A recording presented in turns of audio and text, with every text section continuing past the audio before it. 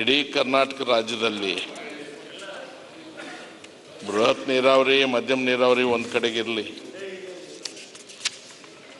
Minor ಇರಿಗೇಷನಲ್ಲೂ ಕೂಡ ನಮ್ಗೆ ಸಾಕಷ್ಟು ಹಣ ಬಂದಿಲ್ಲ. ನಮ್ಮ ಕೆರೆಗಳನ್ನು ಯಾರೂ ನೋಡಲಿಲ್ಲ. ಪುನಃ ನಮ್ಮ ಬದುಕೆ ಆಗಿದೆ ಅಂತ ಹೇಳ್ಕೊಳ್ತಕ್ಕಂಥದ್ದು ಅಗತ್ಯ ಇಲ್ಲ. ನಾನೇನಾದರೂ ಕ್ಷೇತ್ರಕ್ಕೆ ಟೂರಿಸ್ಟ್ ಆಗಿದ್ದಿದ್ರೆ ನನಗಿಷ್ಟು ಬಾಧೆ ಆಗ್ತಾ ಇರಲಿಲ್ಲ. ಶುಕ್ರವಾರ ತಾವು ಅಧಿವೇಶನ ಮುಗಿಸಿದ ತಕ್ಷಣ ಊರಿಗೆ ಹೋಗ್ಬೇಕು ನಾನು. ನಾವು ಹೇಗೆ ಕಾಲ ತಳ್ತಾ ಇದ್ದೀವಿ ನಮಗೆ ಗೊತ್ತಿದೆ. ಸಿದ್ದರಾಮಯ್ಯನವರಿಗೆ ನಾವು ಋಣಿಗಳಾಗಿದ್ದೀವಿ. ಇದೇ ಸದನದಲ್ಲಿ ಕಣ್ಣೀರಿಟ್ಕೊಂಡು ನಮ್ಮ ದುಃಖ ತೋಡ್ಕೊಂಡಾಗ ಅವ್ರು ಈ ಯೋಜನೆಯನ್ನು ನಮಗೆ ಮಂಜೂರು ಮಾಡಿಕೊಟ್ರು.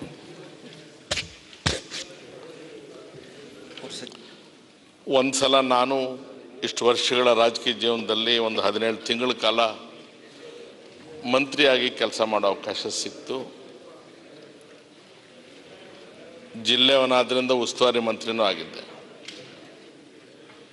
ತಾವು ದಾಖಲೆಗಳು ತೆಗೆಸಿ ನೋಡಿ, ಇತಿಹಾಸದಲ್ಲೇ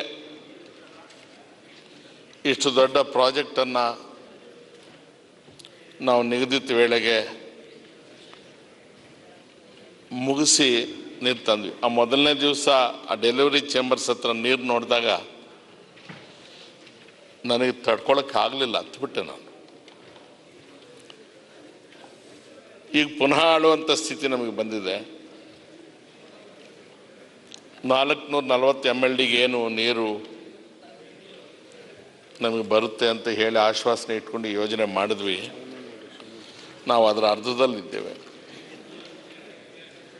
ಅದು ನಮ್ಮ ದುರಂತ. ಕೃಷ್ಣ ಬೈರೇಗೌಡರು ಇವೆಲ್ಲ ಕಳಿಸಿದ್ರಿ. ಈಗ ಕಂಪ್ಲೇಂಟ್ ಅಲ್ಲ, ಅವ್ರಿಗೆ ಯಾಕೆ ದುರ್ಬುದ್ಧಿ ಬಂದಿದೆಯೋ ಗೊತ್ತಿಲ್ಲ. ಒಂದು ಹಂತಕ್ಕೆ ಹೋದ ತಕ್ಷಣ ನೀರು ಕೆಳಕ್ಕೆ ಬಿಡ್ತಾ ಇಲ್ಲ. ಎಲ್ಲ ರೀತಿಯ ಬುದ್ಧಿವಂತಿಕೆಗಳನ್ನು ಮಾಡಿ ನೀರನ್ನು ಬೇರೆ ಕಡೆಗೆ ಡೈವರ್ಟ್ ಮಾಡಿ ಕೆಳಗೆ ಹರಿದು ಬರಬೇಕಾಗಿತ್ತು. ಬಂದ ನೀರಾದರೂ ಬರ್ದಂಗೆ ಮಾಡಿಬಿಟ್ಟಿದೆ. ಎಲ್ಲಿಗೆ ಬಂದುಬಿಟ್ಟಿದೆ ಪರಿಸ್ಥಿತಿ ಅಂದರೆ, ಅಧ್ಯಕ್ಷರೇ, ಸೈಟ್ಗಳ ಲೆಕ್ಕದಲ್ಲಿ ಜಾಗನ ಮಾರಾಟ ಮಾಡಿ ಅದರಲ್ಲಿ ಒಬ್ಬ ಬೋರ್ ಹಾಕೋದು, ತಕ್ಷಣ ನೀರು ಸಿಗುತ್ತಲ್ಲ. ಅದಕ್ಕೆ 10 ಪೈಪ್ ಜೋಡಿಸಿ ಅಂಡರ್ಗ್ರೌಂಡಲ್ಲಿ ಪೈಪ್ಗಳು ಕದ್ದು ಮಾಡ್ತಾಯಿದ್ರೆ ಬೇಸರ ಮಾಡ್ಕೋಬೇಡಿ. ಭಾಳ ಆತ್ಮೀಯರು ನೀವು. ಎಷ್ಟು ರೀತಿಯಲ್ಲಿ ಎಷ್ಟು ವಿಧದಲ್ಲಿ ಹೇಳಿದ್ರು ಸರ್ಕಾರ ಸತ್ತೇ ಹೋಗಿದೆಯಲ್ಲ. ನಾನು ಅನಾವಶ್ಯಕವಾಗಿ ಆ ಭಾಷೆಗಳೆಲ್ಲ ಬಳಸೋದಿಲ್ಲ, ಹಾಗೆ ಮಾಡಿಸ್ಬಾರ್ದು ಕೂಡ. ಒಬ್ಬರು ಗಮನ ಕೊಡೋದಿಲ್ಲ.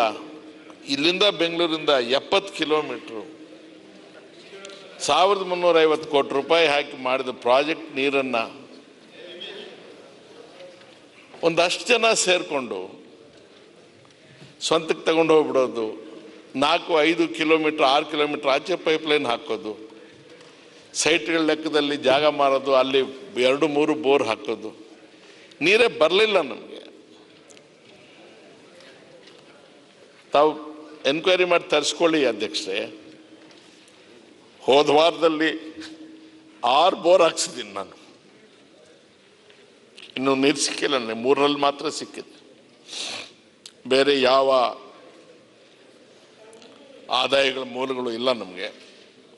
ನಾಟಕ ಮಾಡ್ತಾರೆ, ಇನ್ನೊಂದು ಹಗುರವಾಗಿ ಮಾತಾಡೋರಿಗೆ ನಾವು ಏನು ಮಾಡೋಕ್ಕಾಗಲ್ಲ. ಅಟ್ಲೀಸ್ಟ್ ನಿಮಗೆ ಗೊತ್ತಿದೆ ನಾನು ಹೇಗೆ ಜೀವನ ಮಾಡ್ತೀನಿ ಅಂತ. ನಾನು I am completely tired. So Krishna ಬೈರೇಗೌಡರನ್ನ ಇಟ್ಸ್ ಜಸ್ಟ್ ನಾಟ್ ಪಾಲಿಟಿಕ್ಸ್. ನಾನು ಆತನ ನನ್ನ ಚಿರಂಜೀವಿ ಅಂತಲೇ ಭಾವಿಸ್ಕೊಂಡಿದ್ದೆ. I am requesting him, and I'll just assume I'm not in a position to place my problem before the House. I advise Krishna Bairegowda to suggest to chair ಮತ್ತು ತಮಗೆ ನಾನು ಕೂತ್ಕೊಳ್ಳೋ ಮೊದಲು ಇಷ್ಟೇ ತಮಗೆ ಕೇಳ್ಕೊಳ್ತೇನೆ. ಈ ರಾಜ್ಯದಲ್ಲಿ ಒಂದು ಸರ್ಕಾರ ಇದೆ. ಇಷ್ಟು ದೊಡ್ಡ ಪ್ರಾಜೆಕ್ಟು ಸತ್ತು ಹೋಗ್ತಾ ಇರ್ತಕ್ಕಂಥ ಜಿಲ್ಲೆ ಜನರಿಗೆ ಮಾಡಿದ್ದನ್ನು ಕೇವಲ ಬೆರಳೆಣಿಕೆ ಅಷ್ಟು ಜನ ದುರುಪಯೋಗ ಮಾಡ್ತಾಯಿದ್ರೆ ಅಸಹಾಯಕರಾಗಿ ನಾವು ಕೂತಿದ್ದೇವೆ ಅಂದರೆ ಏನು ಮರ್ಯಾದೆ ಈ ವ್ಯವಸ್ಥೆಗಿರುತ್ತೆ?